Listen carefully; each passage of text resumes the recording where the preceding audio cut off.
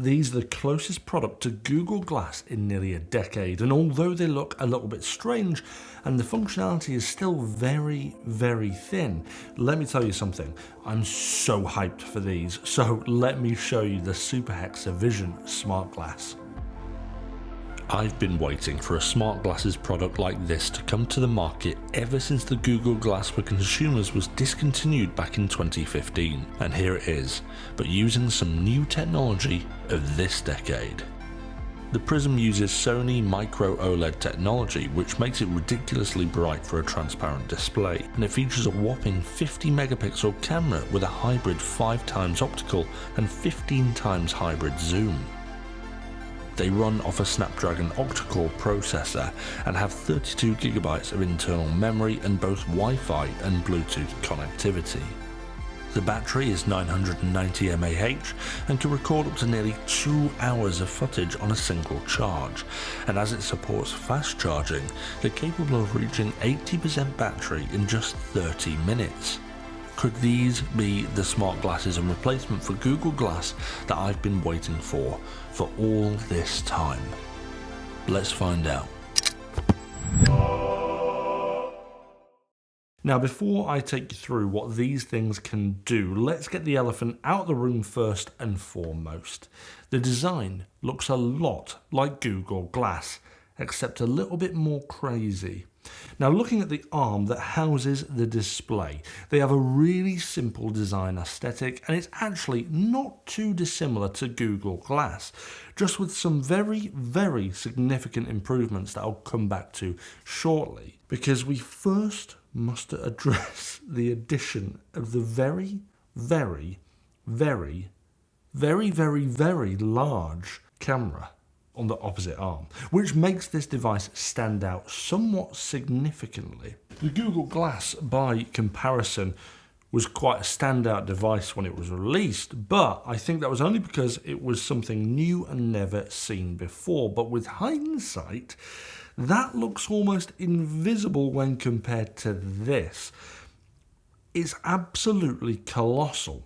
For good reason though. But now that I've got the biggest elephant out of the room, let's talk about the display first and foremost, because it really is an absolutely incredible piece of tech that's a real improvement on Google Glass. It's super bright, and I can see it even in bright daylight, and the design eliminates a really common flaw that Google Glass had, that mine essentially finally succumbed to, where the foil on the prism began to kind of bubble as it kind of got used to the humidity in the environment, which renders the display completely useless until you replace it. But on the Superhexa, the reflective nature of the prism is on the inside of the actual build, which stops it from being exposed to the elements, so it shouldn't have this problem. Now, the prism can be adjusted and angled quite a lot, although the way it sits on my face is a little bit of an odd choice. It's designed to sit directly in front of my eyes, and although it's transparent, there is quite a significant drop in light pass-through and is a lot darker than the surrounding area. Now, this means that my eyes are constantly trying to look around it rather than through it when the display isn't on. It's sort of like wearing really dark sunglasses over just half of one of your eyes. Now, when the display is on, it's actually quite difficult to focus on anything else other than that display, because it's right there in the middle of one of my eyes. Now, comparing this to Google Glass, this one sits sort of up to the right of your vision, so it doesn't quite obscure as much, and you have to kind of look up there.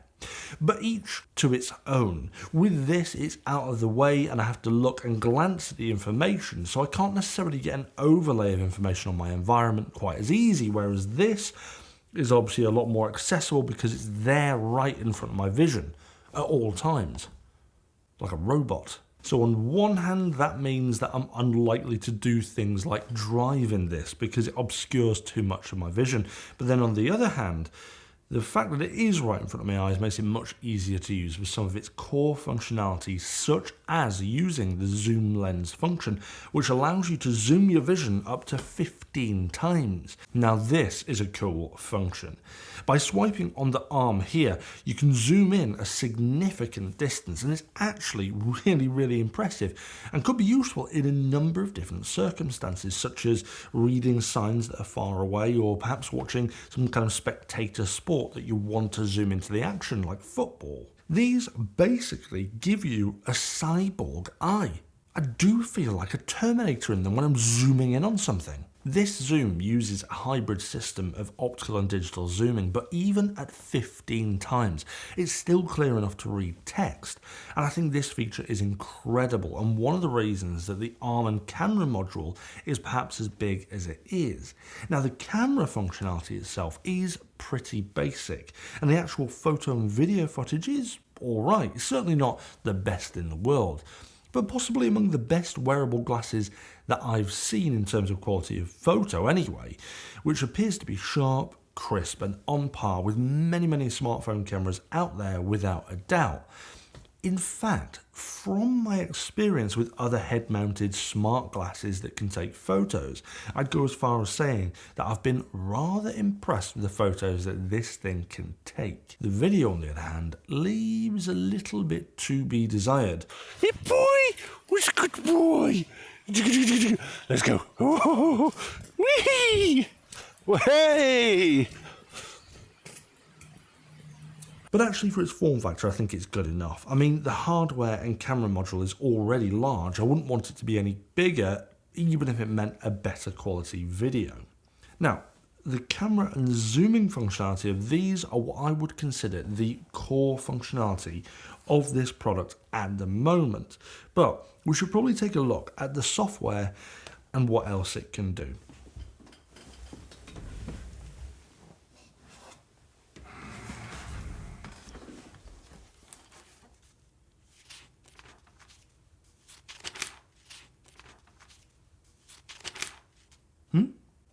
Oh, sorry, you wanted me to talk about what else these can do.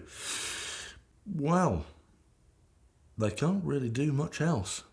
Well, this isn't strictly true, but also it is. Let me explain. From the simple menu system, there's currently, and this is the key word here, only one other function, and that is a translation mode. And I must say that this feature is nothing short of spectacular. Now, the purpose of this is to give you live subtitles if someone's speaking to you in a foreign language. And naturally, I had to try this with one of my good friends, Amelie. Now, I have no idea what she's about to say to me. I've simply asked her to say something in French over a video call to see if I can understand her with the live subtitles that Superhexa will display. Alors, qu'est-ce que je vais pouvoir te dire? Je vais partir à Web Summit. Je pars à Web Summit à Lisbonne aujourd'hui. Je rentre vendredi soir, à peu près vers minuit, je pense. Je ne sais pas si jamais ça marche très bien que tu comprends ce que je dis. Surtout que j'ai un accent marseillais. Donc So something about Friday night, and it works very well. What I think I say, especially that I have an accent. So yeah, okay. So if I'm kind of paraphrasing, it says you're going somewhere on Friday night, and you're seeing whether or not this works very well because you have quite a thick accent. Yeah. Hey, look at that. That's quite cool, isn't it? Est-ce que tu vois les sous-titres sous ma tête? Oh, do I see the subtitles on the screen? Yeah, I do see the subtitles on the screen. It's like a little display that comes up here. D'accord. Et alors, qu'est-ce que je vais te dire d'autre? J'ai commencé à faire de la pâtisserie. You started baking dough? You started baking? You started baking?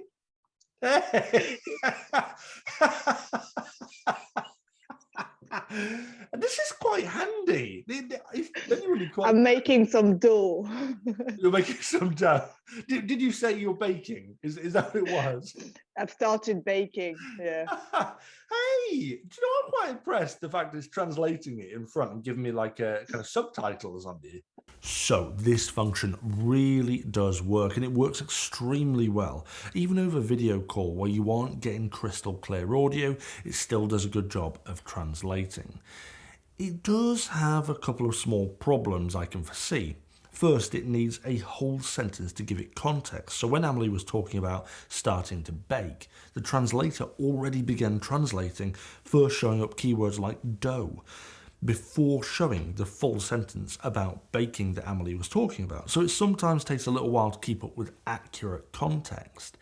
Now this has a knock-on impact on the overall amount it's able to translate. If Amelie spoke a little bit faster, it struggled to keep up with the entirety of the translation. And even when it did, it was a little bit difficult for me to keep up with what was flashing on screen because the display only fits a certain amount of text on it. And it flashes up very, very fast to keep up with the person speaking. Bonjour. Comment ça va? Je suis fatigué. Still, it's accurate enough to understand fully or at least give a general context of the conversation with the person in front of you with ease, and it just opens up so many doors for people. Imagine travelling the world and instantly being able to communicate with other people of other languages without any barriers. That notion is truly incredible.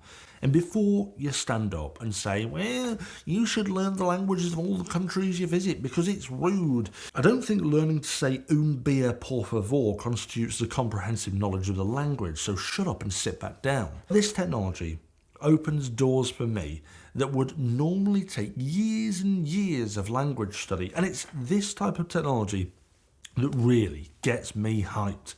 Yes, I could get my phone out and start fiddling with that for a translation, but there's nothing like actually getting subtitles on life fed directly into your vision while still holding your interaction with the person looking at you rather than down at your phone.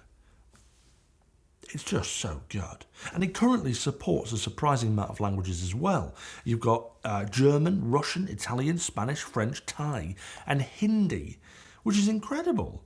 Now this functionality really shows off what the technological magic these could achieve. But unfortunately, the magic is cut a little bit short here, for as I mentioned, these are the only available functions within the sparse menu system currently. This is essentially a Gen 1 product, and if anything, I'm actually testing this pre-release, and although there's not much to them at the moment, there are a ton of more functionality planned in updates in the software in the coming months. And perhaps some of the more interesting are things like plant recognition, voice control, live streaming, but most importantly, a developer program for third-party apps. Now, live streaming could be a really, really cool integration for this, giving people the chance to live stream a first-person view of whatever they're doing, whilst being able to see things like chat messages or likes or subscribes from the same device. It could really fit into someone's workflow quite well and offer a really unique perspective that other kit doesn't offer. But the most important is the developer program, because this is what this product really needs. And it needs it yesterday. But without a doubt, it needs the ability for companies to make apps for the ecosystem to increase potential and functionality of this product. Things like maps and navigation, health, stats, weather, even things like Netflix could be quite cool. In my opinion, Superhexa must encourage this and possibly go as far as incentivizing developers to bring content and apps to this device for it to succeed in long term. There is one thing that I think these also need immediately, and that's notification support.